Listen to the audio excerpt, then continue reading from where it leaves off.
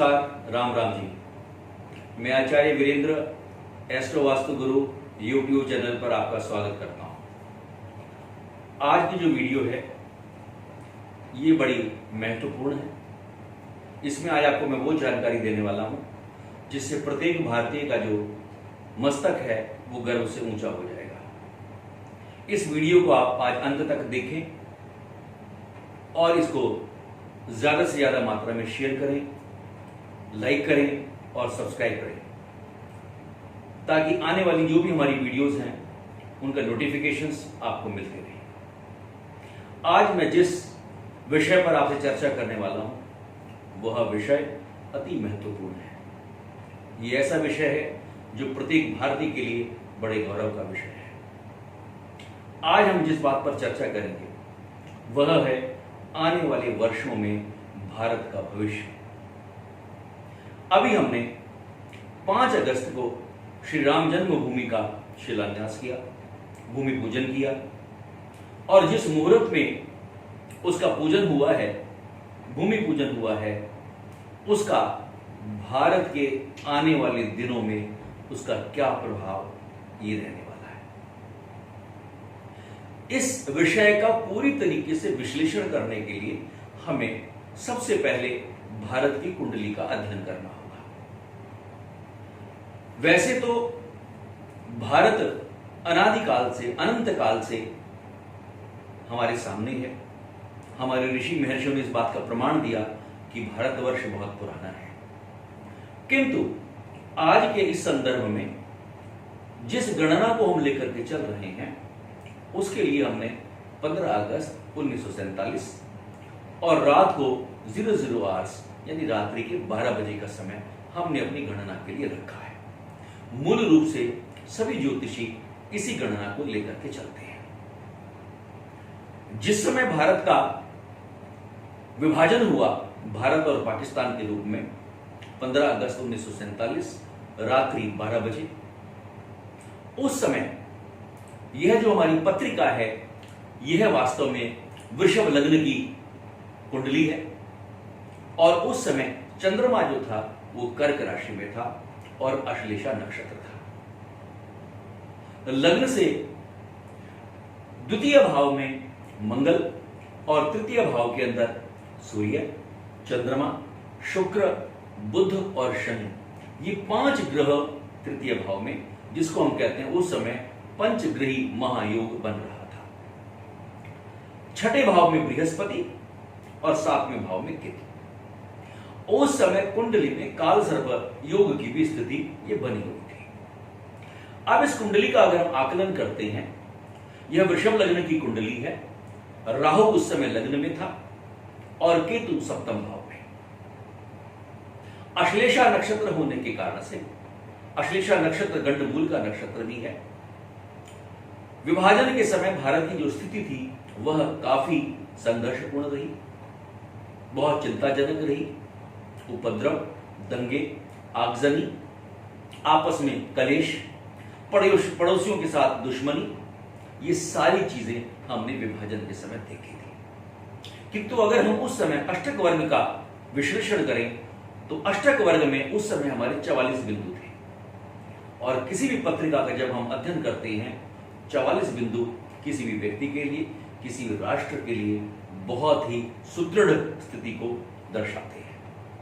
ऐसा ही भारत के साथ भी हुआ और भारत ने अभी तक इतने वर्षों में 1947 से लेकर के और 2020 तक भ्रष्टाचार, बेरोजगारी, दंगे, सांप्रदायिक दंगे, आपस में मनमुटाव, जातिपात, ऐसे अनेक हमने अपने जीवन के अंदर जो बुराइयां थी उनको देखा है। उनसे हम संघर्ष करते आए हैं और आज हम 2020 वर्ष में इन चुनौतियों का सामना आज भी कर रहे हैं। बहुत सारी समस्याओं को हमने नियंत्रण में किया भी है। आज अगर हम देखें तो इस समय जो भारत की वर्तमान महादशा है 22 जुलाई 2025 तक ये चंद्रमा की महादशा है। अभी 22 मई 2021 तक अगर हम देखें तो चंद्रमा में शनि की अंतर्दशा, विकास में बहुत सारी बाधाएं आने वाली हैं, बहुत सारी रुकावटें आएंगी, देश विरोधी जो ताकतें हैं वो अपना सर उठाएंगी और अपने ही देश के अंदर जो दुश्मन है वो भीतराघात करेंगे। पड़ोसी देश हमेशा हमें लड़ाइयों के लिए उकसाने की चेष्टा करेंगे। यह जो स्थिति है ये 22 मई 2021 तक का समय है और 22 मई 2021 से लेकर के 22 जुलाई 2025 तक अगर हम बात करें 2021 मई के बाद से और 22 जुलाई 2025 तक का जो समय है ये देश के लिए बड़े गौरव का विषय होगा। देश एक सर्वांगीण विकास की ओर चलेगा, चहुमुखी विकास की ओर करेगा। भारत की पत्रिका का हमने अभी अवलोकन किया, इसका विश्लेषण हमने किया है। साथ ही साथ जो आज हमारे देश का नेतृत्व कर रहे हैं हमारे माननीय प्रधानमंत्री जी, भारत की कुंडली के साथ साथ आज हमें अपने देश के जो प्रधानमंत्री हैं उनकी कुंडली का भी विश्लेषण करना होगा। राम जन्मभूमि जो भूमि पूजन था वह विषय, भारत की कुंडली और प्रधानमंत्री श्री नरेंद्र मोदी की कुंडली का अध्ययन करने के बाद ही हमें इस बात का ज्ञान होगा, इस बात के हम निष्कर्ष पर पहुंचेंगे कि वास्तव में भारत का आने वाले जो वर्ष हैं वो किस प्रकार के होंगे। प्रधानमंत्री श्री नरेंद्र मोदी जी का जो जन्म है वो 17 सितंबर 1950 का है और दिन का 11 बजे महसाना एक स्थान है, वहां पर हमारे प्रधानमंत्री श्री नरेंद्र मोदी जी का जन्म हुआ। जन्म के समय उनका लग्न ये वृश्चिक लग्न था, चंद्रमा वृश्चिक में था और मंगल भी वृश्चिक में था। जब हम किसी कुंडली का आकलन करते हैं तो हम दो चीजें देखते हैं, लग्न से भी और चंद्रमा से भी। लग्न क्या है? हमारे शरीर का कारक है। लग्न क्या है? हमारी एक्सटर्नल पर्सनैलिटी है। और चंद्रमा क्या है? हमारे मन का कारक है। अधिकांशतः जो हम केस देखते हैं उसमें लग्न और चंद्रमा की राशि ये अलग अलग पाई जाती है। बहुत सारे कम व्यक्ति ऐसे होते हैं जिसमें लग्न और चंद्रमा की जो राशि है वो एक ही होती है।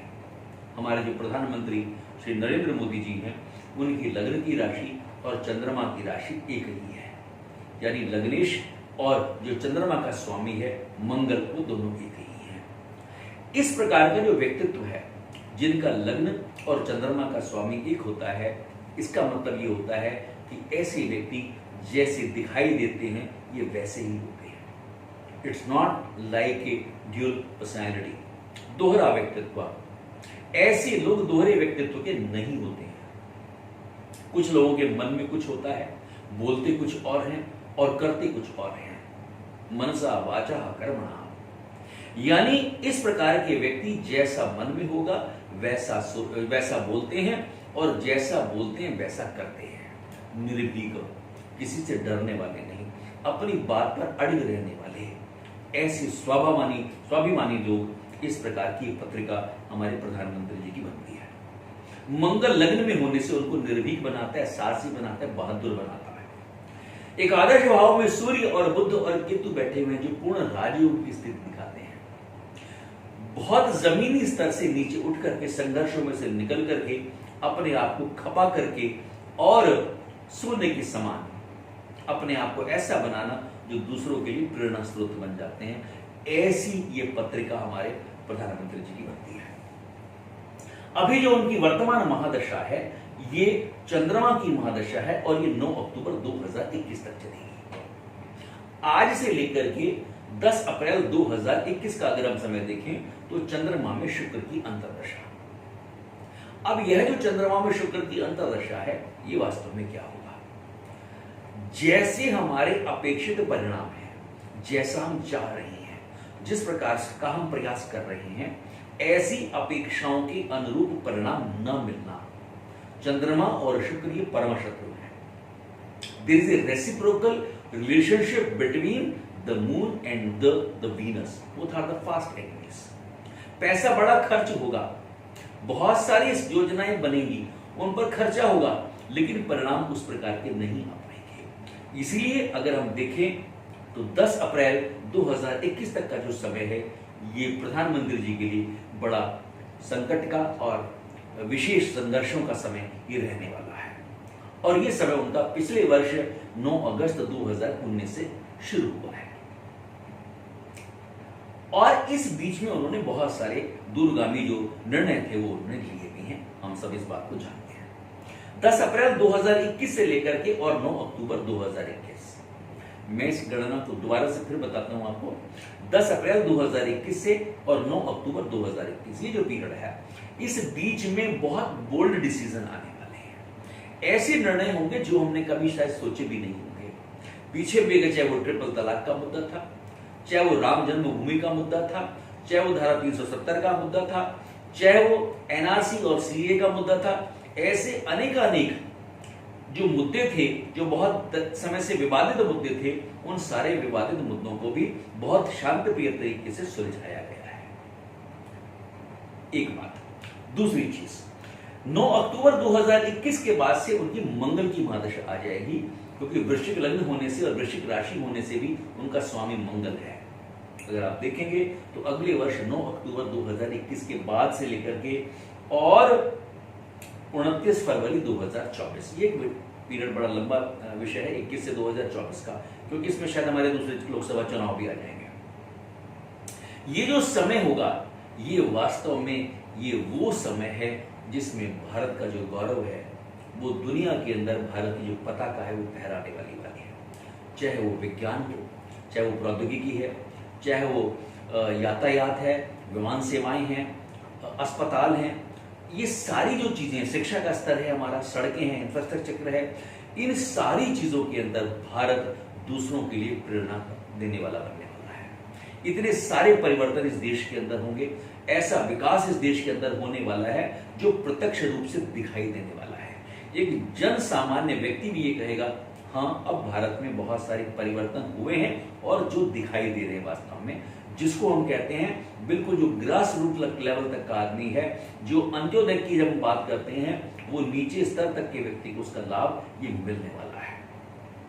तो आज अगर हम बात करते हैं 15 अगस्त के इस अवसर पर, भारत वास्तव में सचमुच में जिस प्रकार की पत्रिका भारत की है, हमारे प्रधानमंत्री श्री नरेंद्र मोदी जी की है, इस समय स्थिति ऐसे आने वाली होगी कि विपक्ष नाम मात्र का रह जाएगा और केवल इस देश के अंदर कोई जाति के आधार पर या मजहब के आधार पर ये चीजें नहीं होंगी, केवल विकास के नाम पर ये देश आगे बढ़ने वाला है।